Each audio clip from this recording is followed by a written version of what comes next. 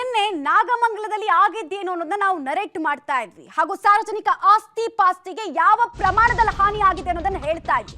ಮುಂದುವರೆದ ಭಾಗವಾಗಿ ನಾಗಮಂಗಲದಲ್ಲಿ ಹೆಜ್ಜೆ ಹೆಜ್ಜೆಗೂ ಕೂಡ ಪುಂಡಾಟಿಕೆ ಮಾಡಿದ್ದು ಗೊತ್ತಾಗ್ತಾ ಇದೆ. ಸಿಕ್ಕ ವಸ್ತುಗಳಿಗೆ ಬೆಂಕಿ ಹಾಕಿದ್ದು, ಕಲ್ಲು ತೂರಾಟ ನಡೆಸಿದ್ದು, ಕಾರುಗಳನ್ನ ಧ್ವಂಸ ಮಾಡಿ ತಮ್ಮ ವಿಕೃತ ಮನಸ್ಥಿತಿಯನ್ನ ತೋರಿಸಿದ್ದು ಗೊತ್ತಾಗ್ತಾ ಇದೆ. ನೋಡಿ, ಸಾಕ್ಷಿ ಹೇಳ್ತಾ ಇದೆ ಒಂದೊಂದೇ ದೃಶ್ಯ. ಜಿಲ್ಲೆಯ ನಾಗಮಂಗಲದ ಪಟ್ಟಣದಲ್ಲಿ ನಿನ್ನೆ ರಾತ್ರಿ ಕಿಡಿಗೇಡಿಗಳು ಹೆಜ್ಜೆಗೂ ಕೂಡ ತಮ್ಮ ಪುಂಡಾಟವನ್ನು ಮೆರೆದಿದ್ದಾರೆ. ಆ ಪುಂಡಾಟಕ್ಕೆ ಈಗ ಹಂತದಲ್ಲೂ ಕೂಡ ಸಾಕ್ಷಿಗಳು ಸಿಗ್ತಾ ಇರುವಂಥದ್ದು. ಇದು ನಾಗಮಂಗಲದ ಪಟ್ಟಣಕ್ಕೆ ಹೊಂದಿಕೊಂಡಂತಹ ಜಾಗಕ್ಕೆ ಇರುವಂತಹ ಒಂದು ಪ್ರದೇಶದಲ್ಲಿ ಇದ್ದಂತಹ ಪ್ಲಾಸ್ಟಿಕ್ನ ಪೈಪ್ಗಳಿಗೆ ಕಿಡಿಗೇಡಿಗಳು ಬೆಂಕಿಯನ್ನು ಹಚ್ಚಿರುವಂಥದ್ದು. ಕೇವಲ ಪ್ಲಾಸ್ಟಿಕ್ ಪೈಪ್ಗಳಿಗೆ ಮಾತ್ರ ಅಲ್ಲ, ಅಲ್ಲಿದ್ದಂತಹ ರಿಪೇರಿಗೆ ಇಟ್ಟಿದ್ದಂತಹ ಟಿವಿಗಳನ್ನು ಕೂಡ ಸಂಪೂರ್ಣವಾಗಿ ನಾಶವನ್ನು ಮಾಡಿದ್ದಾರೆ. ತಾವೀಗ ಗಮನಿಸ್ತಾ ಇದ್ದೀರಿ. ಇದು ನಿನ್ನೆ ರಾತ್ರಿ ಕಿಡಿಗೇಡಿಗಳು ಹೆಜ್ಜೆಗೂ ನಾಗಮಂಗಲದ ಪಟ್ಟಣದ ಭಾಗದಲ್ಲಿ ನಡೆಸಿರುವಂತಹ ಪುಂಡಾಟಿಕೆಗಳಿಗೆ ಸಿಗ್ತಾ ಇರುವಂತಹ ಸಾಕ್ಷಿಯಾದಂತಹ ದೃಶ್ಯಾವಳಿಗಳು. ಇಷ್ಟರ ಮಟ್ಟಿಗೆ ರಾತ್ರಿ ಕಿಡಿಗೇಡಿಗಳು ಪುಂಡಾಟಿಕೆಯನ್ನು ಮಾಡ್ತಿದ್ದಾರೆ. ಅಲ್ಲಿಗೆ ಪುಂಡಾಟಿಕೆಯನ್ನು ಮಾಡಲೇಬೇಕು, ಜೊತೆಗೆ ಇದೊಂದು ರೀತಿಯಂಥ ಪ್ಲಾನ್ಡ್ ಆಗಿ ಒಂದು ನಾಗಮಂಗಲದಲ್ಲೇ ಪ್ರಕ್ಷುಬ್ಧ ವಾತಾವರಣ ನಿರ್ಮಾಣ ಮಾಡಬೇಕು ಅನ್ನುವಂಥ ಉದ್ದೇಶದಲ್ಲೇ ಈ ರೀತಿಯಾಗಿ ಕೆಲಸವನ್ನು ಮಾಡಿದ್ದಾರೆ ಅನ್ನುವಂಥ ಅನುಮಾನಗಳು ಹುಟ್ಟಿಸುವ ಮಟ್ಟಕ್ಕೆ ಕಿಡಿಗೇಡಿಗಳು ಪುಂಡಾಟವನ್ನು ಮಾಡಿರುವಂಥದ್ದು. ಎಲ್ಲೆಲ್ಲಿ ಅವಕಾಶ ಸಿಗುತ್ತೋ ಅಲ್ಲೆಲ್ಲವೂ ಕೂಡ ಬೆಂಕಿಯನ್ನು ಹಚ್ಚುವಂಥದ್ದು, ಕಲ್ಲುಗಳನ್ನು ತೂರುವಂಥ ಕೆಲಸವನ್ನು ಕೂಡ ಮಾಡಿದ್ದಾರೆ. ನಾವೀಗ ಇದೇ ಭಾಗದ ಮತ್ತೊಂದು ಭಾಗದಲ್ಲೂ ಕೂಡ ನಾನು ನಿಮಗೆ ತೋರಿಸ್ತೀನಿ. ಕಾರುಗಳಿಗೂ ಕೂಡ ಕಲ್ಲನ್ನು ಹೊಡೆದಿರುವಂಥದ್ದು, ಕಾರುಗಳಿಗೆ ಕಲ್ಲನ್ನು ಹೊಡೆದು ಗಾಜುಗಳನ್ನು ಪುಡಿ ಮಾಡಿದ್ದಾರೆ. ಅಂದರೆ ಸಿಕ್ಕ ಕಡೆಯಲ್ಲಿ ಎಲ್ಲೆಲ್ಲಿ ಅವಕಾಶ ಆಗುತ್ತೋ ಅಲ್ಲೆಲ್ಲ ಕಡೆಯಲ್ಲೂ ಕೂಡ ತಮ್ಮ ಪುಂಡಾಟಿಕೆಯನ್ನು ಪ್ರದರ್ಶನವನ್ನು ಮಾಡಿದ್ದಾರೆ. ತಾವೀಗ ಗಮನಿಸ್ತಾ ಇದ್ದೀರಿ. ಒಂದು ಐಟನ್ನ ಕಾರ್ಗೂ ಕೂಡ ಕಿಡಿಗೇಡಿಗಳು ಕಲ್ಲನ್ನು ಹೊಡೆದಿರುವಂಥದ್ದು, ಗಾಜನ್ನು ಪುಡಿ ಮಾಡಿರುವಂಥದ್ದು. ಕೇವಲ ಒಂದು ಭಾಗ, ಈ ಕಡೆ ಭಾಗದಲ್ಲೆಲ್ಲ ನೀವು ಸುತ್ತ ಇರುವಂತಹ ಗಾಜುಗಳನ್ನು ಕೂಡ ಇದೇ ರೀತಿಯಾಗಿ ಪುಡಿ ಮಾಡಿದ್ದಾರೆ.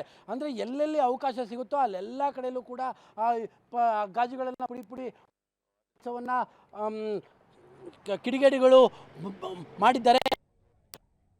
ರಾತ್ರಿ ವ್ಯವಸ್ಥಿತವಾದಂತಹ ರೀತಿಯಲ್ಲಿ ನಾಗಮಂಗಲದ ಪ್ರದೇಶವನ್ನು ಪ್ರಕ್ಷುಬ್ಧಗೊಳಿಸಬೇಕು ಅನ್ನುವಂತಹ ಪ್ಲಾನನ್ನು ಮಾಡಿಕೊಂಡು ಅದೇ ರೀತಿಯಾಗಿ ಎಲ್ಲೆಲ್ಲಿ ಕಾಡಿನಿಂದ ತಪ್ಪಿಸ್ಕೊಂಡು ಬಂದಂತಹ ಆನೆ ಯಾವ ರೀತಿಯಾಗಿ ಸಿಕ್ಕ ಕಡೆಯಲ್ಲೆಲ್ಲ ಓಡಾಡಿಬಿಡುತ್ತೋ ಅದೇ ರೀತಿಯಾಗಿ ನಿನ್ನೆ ಪುಂಡರು ಸಿಕ್ಕ ಕಡೆಯಲ್ಲೆಲ್ಲ ಅವಕಾಶ ಇದ್ದ ಕಡೆಯಲ್ಲೆಲ್ಲ ಈ ರೀತಿಯಾಗಿ ಬೆಂಕಿ ಹಾಕುವಂಥದ್ದು, ಈ ರೀತಿಯಾಗಿ ಗಾಜುಗಳಿಗೆ ಕಲ್ಲನ್ನು ಹೊಡೆಯುವಂಥದ್ದು, ಮನೆಗಳಿಗೆ ಕಲ್ಲನ್ನು ತೂರುವಂಥದ್ದು, ಎಲ್ಲೆಲ್ಲಿ ಅವಕಾಶ ಆಗುತ್ತೋ ಅಲ್ಲೆಲ್ಲ ಬೆಂಕಿಯನ್ನು ಇಡುವಂತಹ ಕೆಲಸವನ್ನು ನಾಗಮಂಗಲದ ಪಟ್ಟಣದಲ್ಲಿ ನಿನ್ನೆ ರಾತ್ರಿ ಪುಂಡರು ಮಾಡಿದ್ದಾರೆ. ಈ ದೃಶ್ಯವನ್ನೆಲ್ಲ ನೋಡ್ತಾ ಇದ್ರೆ ಇನ್ನೂ ಎಷ್ಟು ಗಲಭೆಗಳಾಗಬೇಕು ಕರ್ನಾಟಕದಲ್ಲಿ ಅನ್ನೋದು ಪ್ರಶ್ನೆ. ಇದು ಮೊದಲ ಗಲಭೆ ಅಂತೂ ಅಲ್ಲ.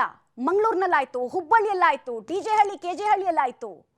ನಂತರ ಈಗ ನಾವು ನೋಡ್ತಾ ಇರುವಂತಹ ದೃಶ್ಯ ಮಂಡ್ಯದ್ದು. ಇದು ಯಾವಾಗ ನಿಲ್ಲೋದು? ಯಾವಾಗ ಫುಲ್ ಸ್ಟಾಪ್ ಹಾಕೋರು ಯಾರು? ಸರ್ಕಾರದ ಜವಾಬ್ದಾರಿ ಫುಲ್ ಸ್ಟಾಪ್ ಹಾಕೋದಾಗಿತ್ತು. ಬಟ್ ಸಣ್ಣ ಘಟನೆ ಅಂತಾರೆ.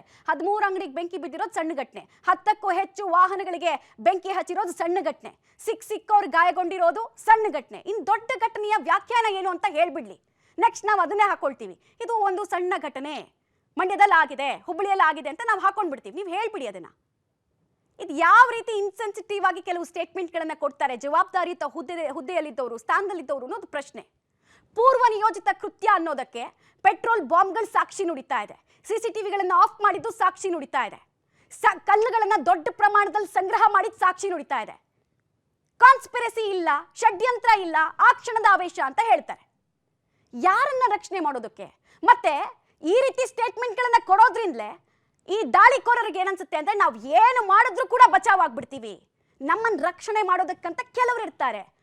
So why fear? ನಮಗೇನ್ ಅನ್ಸುತ್ತೆ, ನಮ್ಮ ಧರ್ಮಾಂಧತೆ, ನಮ್ಮ ಭಯವನ್ನ ಉತ್ಪಾದನೆ ಮಾಡುವಂತಹ ತಾಕತ್ತನ್ನ ಇಡೀ ಜಗತ್ತಿಗೆ ಪ್ರದರ್ಶನ ಮಾಡೋಣ ಅಂದ್ಬಿಟ್ಟು ಹೋಗ್ತಾರೆ ಅವರು. ನಿಲ್ಲೋದು ಯಾವಾಗ? ಫುಲ್ ಸ್ಟಾಪ್ ಹೆಂಗೆ ಹಾಕಕ್ಕಾಗುತ್ತೆ ಹೀಗೆ ಹೇಳಿಕೆಗಳನ್ನು ಕೊಟ್ಟಾಗ?